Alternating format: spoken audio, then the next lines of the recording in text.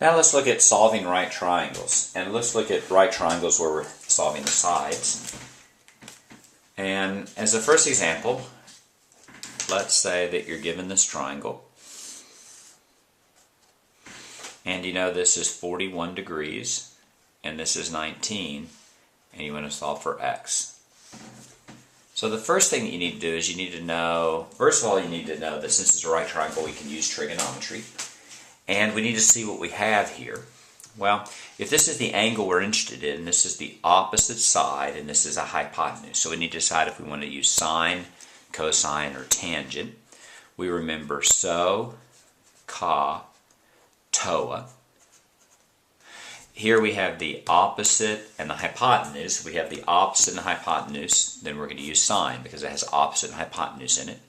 So we're going to go sine of theta is equal to opposite over hypotenuse. And if we look at this equation, we have three potential variables here. The length of the opposite, the length of the hypotenuse, and the angle. And of those three, generally we'll have two, and then we'll be able to solve it easily. So let's plug in what we know. We know the angle is 41 degrees, so let's plug that in there. Sine of 41 degrees.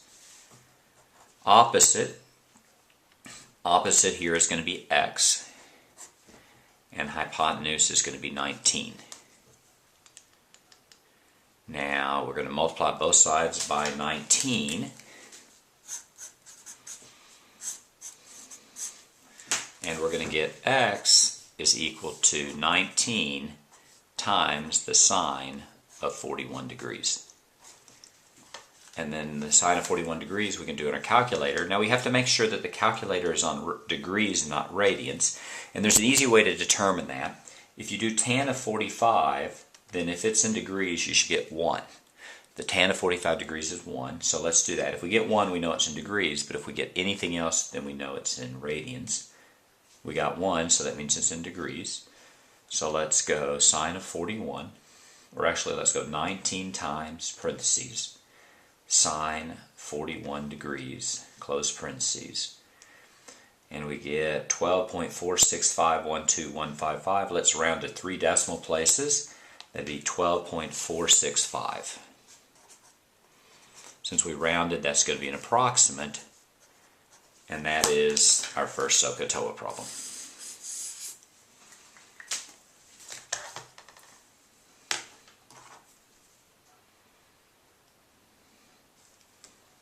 Now, in this particular problem, we weren't asked for the third side. If we were asked for this third side, let's call it y, then we'd have two choices. We could either do trig again, or since we have two sides, we could find the third side using the Pythagorean theorem. And we have a problem like that later. Let's do another problem. Let's solve for k.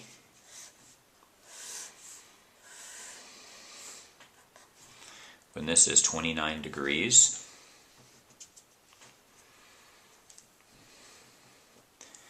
And this is 11, and this is k. So first we need to figure out if we're going to use sine, cosine, or tangent. So actually the very first thing we're going to do is going to choose an angle. Since I'm given this angle, that's what I'm going to use, but either use one of the angles that's not a 90-degree angle. From this angle, this is called the adjacent side, and this is called the opposite side, and that's called the hypotenuse. So I get adjacent and hypotenuse, so I'm going to use cosine because it's CAH, so SOHCAHTOA.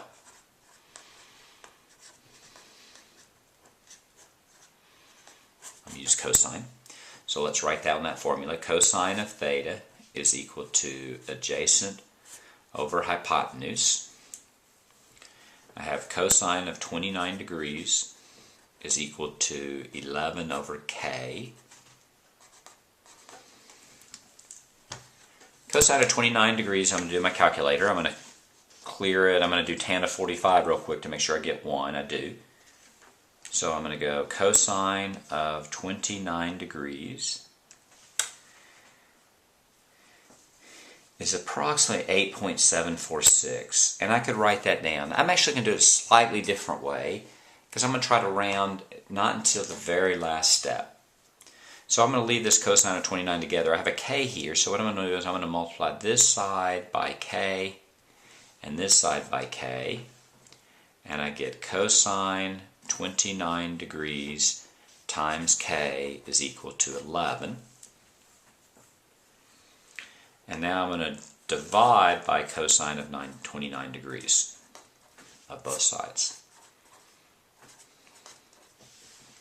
And those cancel. And I get k is equal to 11 divided by cosine of 29 degrees. And by doing it that way, that's my exact answer. I'm going to plug in the calculator to get an approximate answer. But since I only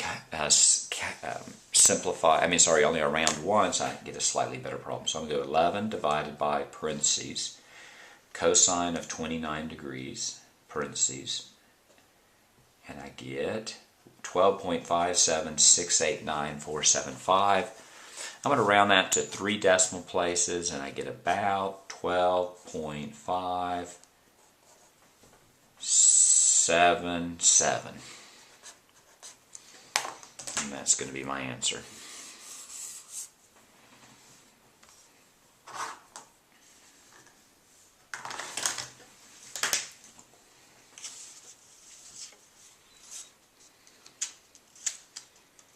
Let's do one more problem.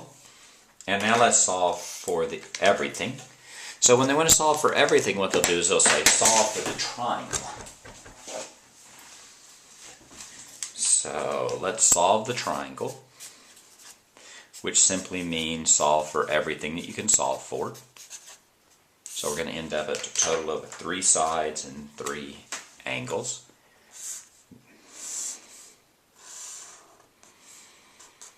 So let's say that this is 19 and this is 23.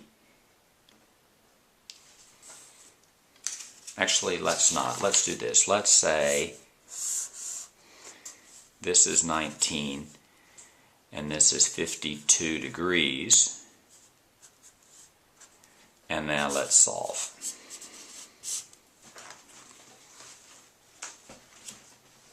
Well, the first thing we're going to do is we're going to decide what to solve for. In this particular case, let me go ahead and label these. Let's call this x and y. And I'm going to take this angle first, and I'm going to solve for x. So here you have, from 52 degrees, you have the adjacent side and the opposite side. And the adjacent opposite TOA, that's TOA. So I'm going to go tan of theta is equal to opposite over adjacent. Plug in what I know, that's tan of 52 degrees is equal to x over 19.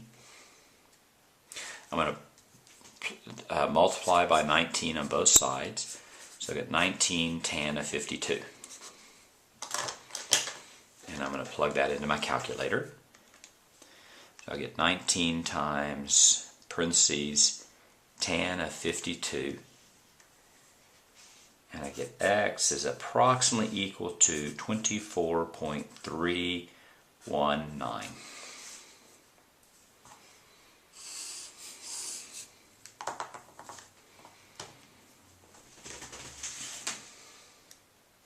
Now I need this other angle. The other angle is actually very easy. I know that all 3 angles together add up to 180, and I know one's 90, and one's 52. So let's call that angle, let's see, this one I called alpha, theta, let's call this beta. And I know that all 3 together is 180. I'm going to add 90 and 52, and I get 142 plus beta is equal to 180. So that angle is going to be equal to 180 minus 42, which is going to be 38 degrees.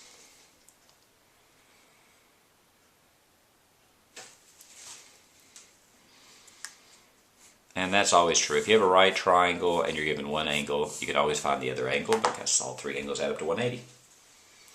Now the third step is I need to figure out what this third side is. And I could do trig again, right? I have 52 degrees. This is the adjacent and that's the hypotenuse. So I could use adjacent hypotenuse, that's cosine. But I also know that a squared plus b squared is equal to c squared, right? Pythagorean theorem.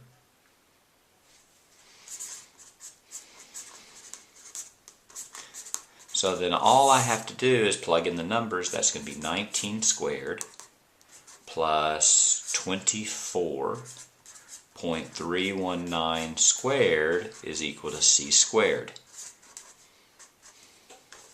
And that's going to be an approximate because I approximated this value for the side. I'm going to use a calculator for that.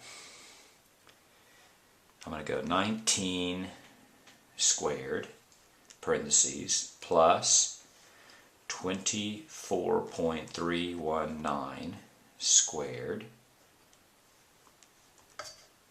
And that's about 952.41. And then I'm just going to take the square root of both sides. Now normally when you take the square root of both sides you're going to do a plus or minus, but in this case, since it's a length, that's not going to make sense. I'm just going to go second, square root, answer. And I get about 30.861. So what did I do there? I took 19 and I squared it. So I went parentheses 19 squared, added 24, parentheses, 24.319 squared, and I got my answer. And then I took the square root of that. So you get 19 squared plus 24.319 squared. I get 952.41 such and such. I go square root of the answer, and I get about 30.861. And that is how you find sides using SOHCAHTOA.